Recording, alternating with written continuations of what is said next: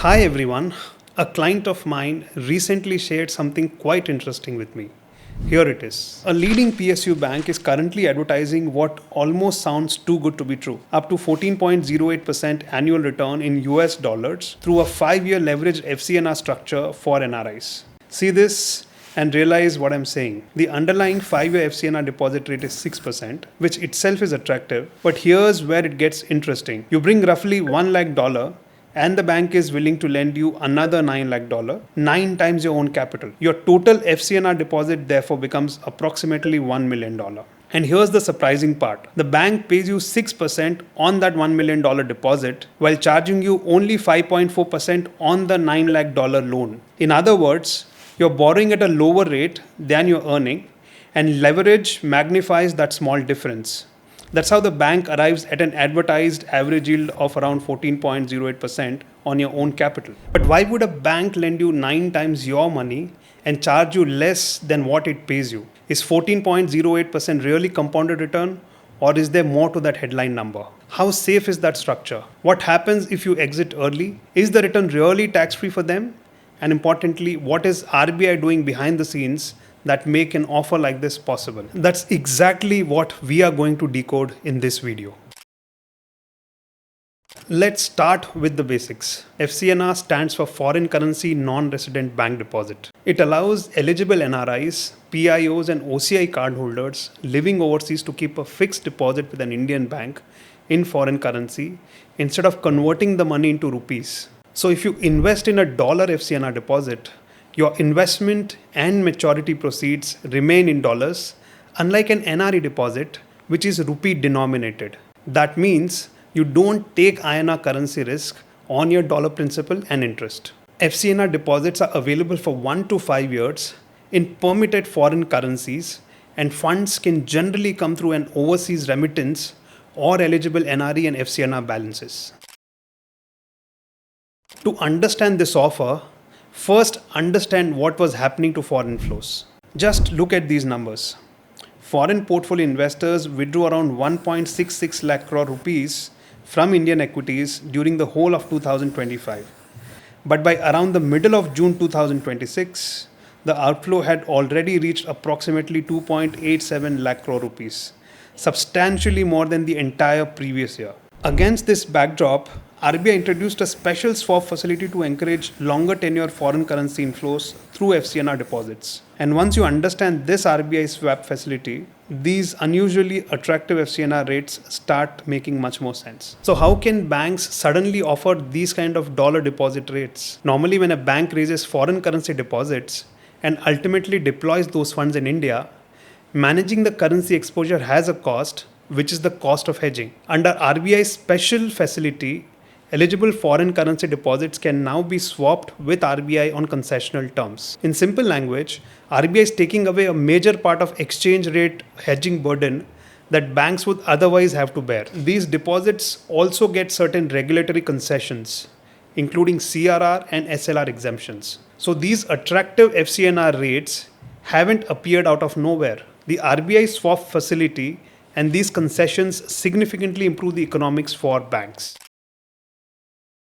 Now here's another interesting question. If the bank is paying you 6% on the deposit but charging only 5.4% on the leveraged loan, isn't bank losing money? Not necessarily. First, the leveraged loan is secured against the FCNR deposit itself, so the credit risk to the bank is very different from an ordinary unsecured loan. Second, the bank isn't looking at your deposit and loan as two isolated transactions.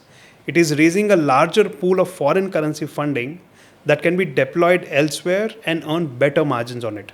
And third, the RBI swap facility changes the bank's currency hedging economics. Normally, hedging this dollar exposure could cost banks roughly 3 to 3.5% a year.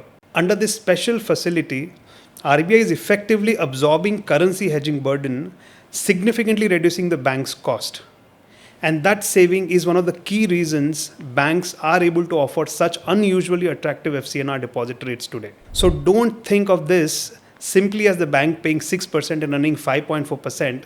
The economics come from the entire funding, collateral, swap, and deployment structure.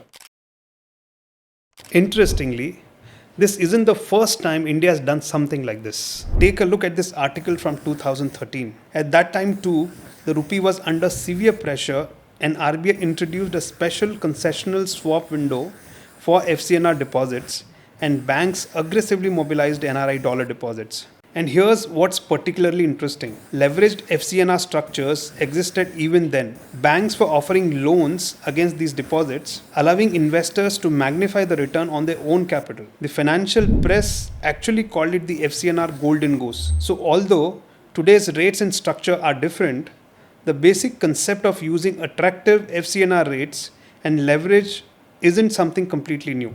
Now let's come back to the current offer and actually understand how this 14.08% number is being created. This is the actual brochure we are analyzing. But instead of looking only at that big 14.08% number, let's break down exactly how the structure works. Under this illustration, you put in around $1 lakh of your own money. The bank provides leverage of up to 9 times that amount, another $9 lakh, taking the total FCNR deposit to about $1 million. So clearly, this isn't an ordinary FCNR deposit for the average NRI saver. It is for the rich NRIs. We are talking about a leveraged structure where your own starting capital itself is roughly around $1 lakh. Now let's look at what happens to the returns. Let's look at the 5-year option. Your total deposit earns 6%, while the leveraged portion carries a loan rate of 5.4%. You're therefore earning the higher deposit rate on roughly $1 million while paying the lower financing rate on approximately $9 lakh. That small positive spread gets magnified because you're using 9 times leverage.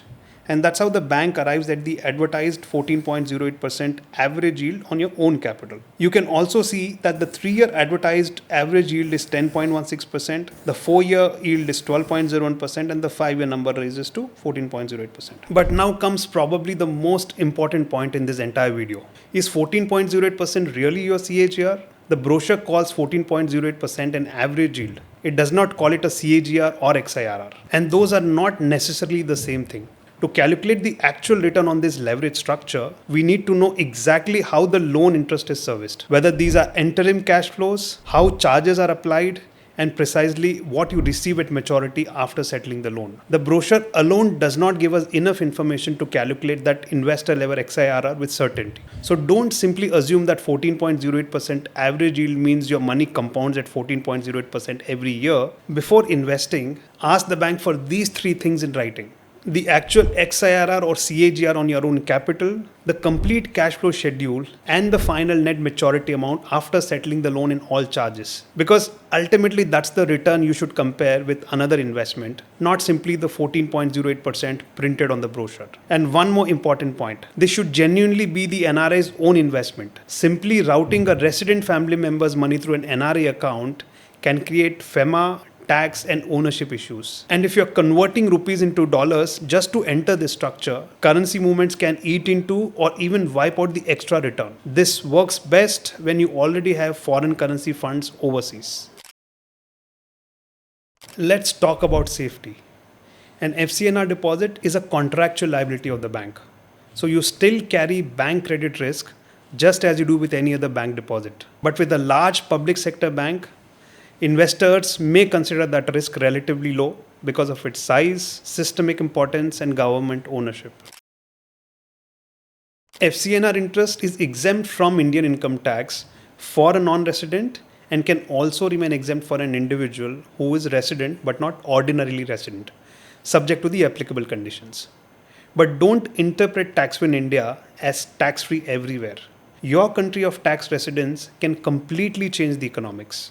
For example, residents of countries that tax worldwide income may still have local tax and reporting obligations, even though India doesn't tax the FCNR interest. For example, investors living in countries such as US, UK, Australia, or Canada may have local tax or foreign accounting reporting obligations, even though the FCNR interest itself is tax-free in India. For an individual living in a jurisdiction such as the UAE, where there's no personal income tax, the outcome can be particularly attractive, subject of course to that person's individual circumstances. And there's another very interesting issue if you are a Singapore resident. This is a very recent Economic Times article that I think every Singapore-based NRI considering this structure should see. The issue is not the tax on your FCNR interest in India. The issue is the interest you are paying on the leveraged loan. Singapore has maintained its position on withholding tax in relation to certain leveraged FCNR structures. And according to this report, where the spread between the FCNR deposit rate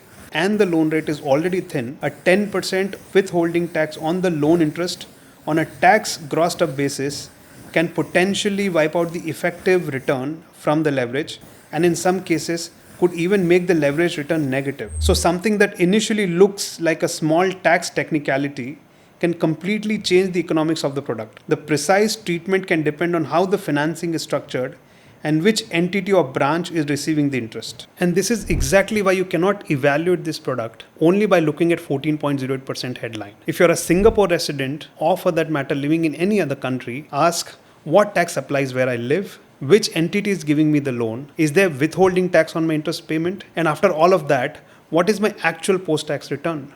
Those questions can be just as important as the deposit rate itself. Liquidity is another important issue. Although premature withdrawals are permitted, they usually earn no return if withdrawn before 1 year. An exit after 1 year but before maturity can involve a lower applicable deposit rate, penalties, and potentially other costs depending on the bank's terms. So before investing, ask the bank a very simple question. If I exit in year 1, 2, or say 3, exactly how many dollars will I receive back after settling the deposit, loan penalties, and every other cost? Get that number in writing. So if we put everything together, the attraction is obvious. You retain your money in foreign currency, avoid INR currency risk on the FCNR deposit, get an unusually attractive dollar deposit rate, and leverage can potentially enhance the return on your own capital. For an eligible investor, the FCNR interest can also be exempt from Indian tax. But the other side is equally important. The headline average yield isn't necessarily your CAGR or XIRR. The minimum investment is high. Overseas taxation can materially reduce returns. Deposit insurance protection of 5 lakhs is tiny compared with the amount invested, and an early exit from a leverage structure can be much more complicated than breaking an ordinary fixed deposit. Finally, just how successful has this entire RBI initiative been? Just look at how strongly NRIs have responded to this FCNR window. Back in 2013, when RBI introduced a similar special scheme, banks mobilized around $26 billion through FCNR deposits. This time, by July 17, 2026, banks have already mobilized around $17.4 billion. But what happened over the next 2 weeks is quite remarkable. By 31st of July, FCNR deposits had surged to about $36.72 billion, already significantly higher than the approximately $26 billion mobilized through the entire 2013 FCNR window.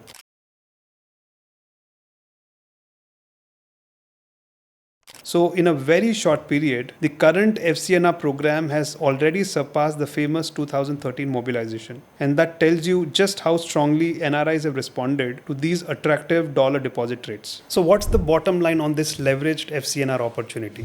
For the right NRI, it can certainly be an interesting foreign currency investment opportunity. You're getting an attractive dollar deposit rate, avoiding INR currency risk on the FCNR deposit, and leverage can potentially enhance the return on your own capital. But don't invest simply because a brochure says 14.08%. Ask what your actual CAGR and XIR is.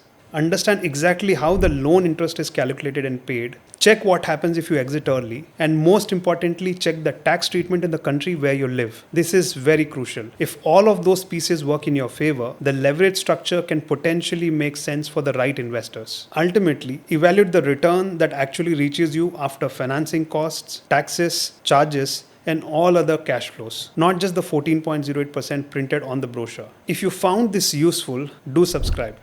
I'm Kishan Jakhotia, and I'll see you in the next one.